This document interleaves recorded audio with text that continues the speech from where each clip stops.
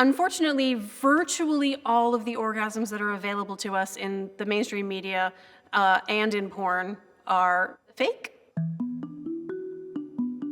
The classic example, of course, is When Harry Met Sally, Meg Ryan. Yes! Yes! Yes! Actually, what orgasm looks and sounds and feels like varies tremendously from person to person. But how do we learn what orgasm? We learn it from media, and we learn it from porn.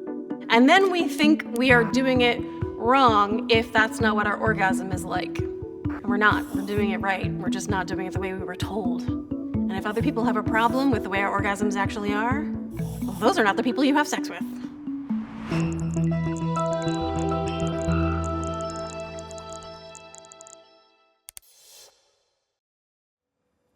So the first thing we should talk about is what an orgasm actually is. Then we should talk about how they actually happen, followed, of course, by why they sometimes don't. And then at the end, I'll give you some tips to have the biggest, most expansive orgasm you've had in your life. I think people believe that orgasm is a genital function. It is not. Sometimes genitals are involved, but orgasm is something that happens in the brain. And there is a reliable neurological marker for when orgasm happens, and it depends how you measure it. If you measure it one way, at orgasm, the prefrontal cortex goes dark. All of the inhibitory impulses just vanish. In a different kind of machine, the brain lights up everywhere. It's a whole brain response, orgasm. You have to have a brain to have an orgasm. How we experience an orgasm, as pleasurable or not, depends on the context in which we're experiencing it. So when you have a great sex-positive context, orgasm can feel really good. But for some people, they might have an orgasm during unwanted sex. In that case, the orgasm feels like a betrayal, like their body has done something wrong and they feel broken. So what orgasm actually is, here's the definition I use. It is the spontaneous, involuntary release of neuromuscular tension generated in response to sex-related stimuli. People can have orgasms from having their toes sucked. People can have orgasms from having their earlobes sucked. People can have orgasms through breath and imagination. The only measure of an orgasm is whether or not you wanted and liked it. If you wanted and liked it, then it doesn't matter what kind of stimulation got you there. Whatever works for you is what works for you. So we can't even necessarily differentiate between which organ in your body is causing the orgasm to happen. There's only one. There's a brain orgasm. We can really struggle around an issue like orgasm, which seems so simple, but we're taught that our identities are tied to our ability to have orgasms. One of the common experiences for people who struggle with orgasm is this thing that sex therapists call spectatoring, where instead of enjoying the sensations that are happening in your body, you're sort of watching your body and worrying about it and thinking about, is your face okay? Should you be bending your spine in that direction? And all of that worry about your body is just keeping the brakes on and making it more difficult for you to enjoy the sex you are having. Charles Carver, a researcher in Florida, who with his colleagues developed this mechanism called criterion velocity and the discrepancy reducing increasing feedback loop. I just call it the little monitor. And it's as if there is a little monitor in your brain that knows what your goal is.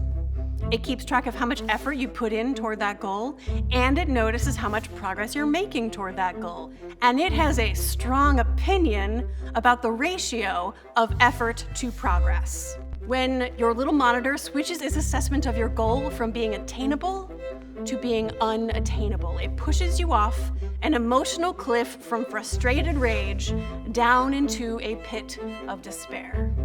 The ironic intervention when you're struggling with orgasm is take orgasm entirely off the table for a long time, months at a time, and just explore your erotic landscape. Experience high levels of arousal and lower levels of arousal, and Feel what it feels like to approach orgasm, knowing that you are not going to have one.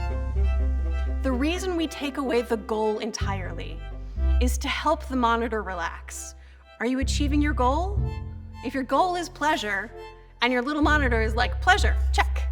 Your monitor is released from the necessity of judging you and trying to motivate you to work harder. Working harder to have an orgasm is rarely the thing that's gonna get people where they wanna go.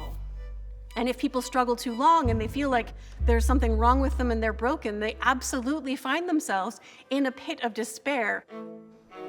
And if you're feeling in a dark place because there's something wrong with your orgasms, connection with other people.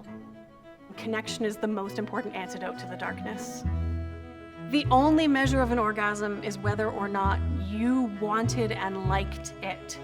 If you practice experiencing pleasure without making it goal-oriented or trying to achieve orgasm, but rather just to experience all the pleasurable sensations your body is capable of, you win every time. So here's an exercise that helps you to expand your orgasms.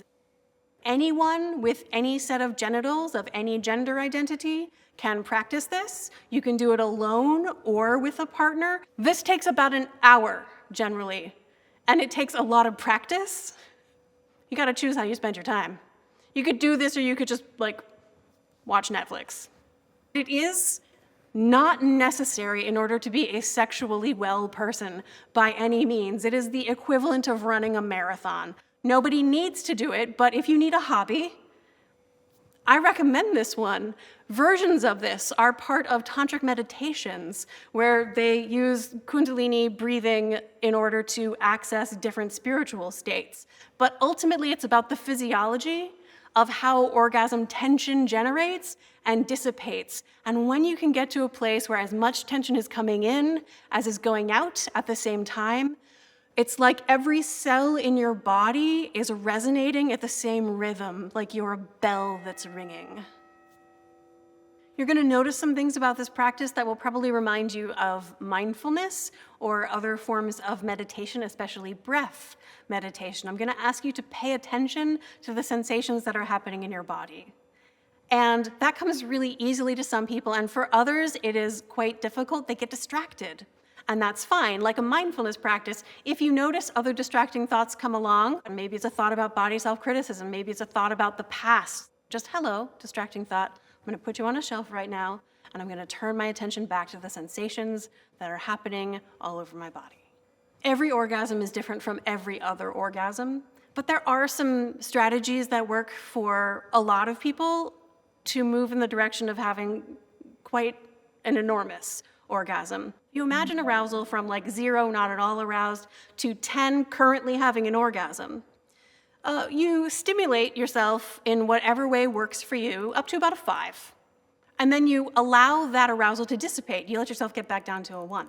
So a 1 just feels like just barely any attention drifting toward orgasm. And then you stimulate yourself back up to a 6, right? This is still a middle level of arousal. You're not very aroused. You're nowhere near orgasm. And then you allow your arousal to drift back down to a 2. And then you stimulate yourself back up to a 7. And if you are at the beginning of this process, you're going to be learning what 7 feels like versus a 3, which you're going to let your arousal drift back down to a 3. And then you're going to go up to an 8. And at 8, you're real aroused. You might see the orgasm train come into the station. It's not there yet, but you can hear it. There's a whistle. And then you allow your arousal to drift back down to a 4 or a 5. And then you go up to an 8.5. Go back down to a 6 and up to a 9. Now, when you get to a 9, the orgasm train is pulling into the station and the doors are opening and you would like to get on, but you're gonna put active effort into allowing your arousal to dissipate. Remember, it's neurophysiological tension. So you're just going to allow the tension. You're literally going to breathe and soften all the muscles of your body. Because as you get to that 8, 8.5, 9 level of arousal, you're going to begin to experience carpopedal spasms, carpal tunnel syndrome. Your hands are going to clutch and your feet are going to point, and your ankles. And that's involuntary, and you're going to make a voluntary choice to soften all of your muscles and let your arousal go back down to a 7, which is a high level of arousal, but it's not an 8 or a 9. And you go back up to a 9.5. Now at a 9.5, you've got 1 foot on the train, and it might feel like it's pulling out of the station. And you know what? If the train pulls out of the station while you're on the orgasm train, oh dear, you had an orgasm. That's not failure, right? But if you can, you keep your foot off the orgasm train and you go back down to an 8, 9.75, and an 8.5, and a 9.85, where you are really close, like you can feel the orgasm right there, and you're gonna soften all the muscles in your body from your core out to the periphery. And at this point, you are oscillating right at the peak of where orgasm is. And if you can maintain a balance of tension generation and tension relaxation, you can stay in that state and sustain it indefinitely. Get smarter, faster with videos from the world's biggest thinkers. To learn even more from the world's biggest thinkers, get Big Think Plus for your business.